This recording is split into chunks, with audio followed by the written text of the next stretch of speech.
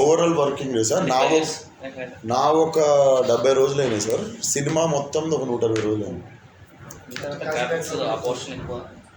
అంటే చాలా తక్కువ వస్తుండే ఫుటేజ్.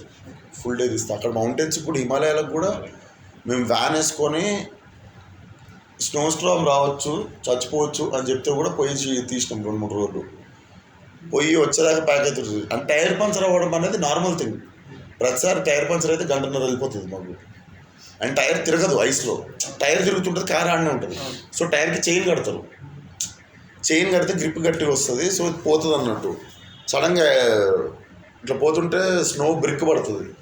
మళ్ళీ అదంతా క్లియర్ అయ్యేదాకా కొంచెం పైకి కదిలి పడిపోతుంది అది. ఇప్పుడు ఆలోచిస్తుంటే ఎట్లా చేసినా గుర్తొస్తుంది. కానీ నేను అన్నింటిలో ఈ అమ్మాయిది మాట్లాడాలి, చాందినిది. మాకు కొండ హైయెస్ట్ ఆల్టిట్యూడ్ ఎక్కడానికి మాకు ఒక 4 గంటలు పడితే, మీద షూటింగ్ టైం మాకు ఒక 4 గంటలు దొరికితే తిరిగి బయలుదేరడం స్టార్ట్ అయిపోవాలి. చీకటి అయితే కాదు మాకు. సో మేము 2:30-3 స్టార్ట్ అయిపోతే ఆల్మోస్ట్ దూరంలో లే కనిపించే, లే అంటే లే లదాఖ్లో లే వచ్చేసి టౌన్, లైట్లు కనిపించే టైంకి చీకటి అయిపోతుంది. 5 చీకటి అయిపోతుంది. అట్లా దిగుతుండే. సో ఈ అమ్మాయి మార్నింగ్ వాష్రూమ్ యూజ్ చేస్తే మళ్ళీ నైట్ 8 వాష్రూమ్ యూజ్ చేయాలి. ఎందుకంటే టీం మొత్తంలో ఒకటే అమ్మాయి ఉండేది. సో అందరిలో పెద్ద బాగా నరకం చూసింది ఆ అమ్మాయి కూడా. బట్ అందరూ బిలీవ్ చేసారు సినిమా కోసం.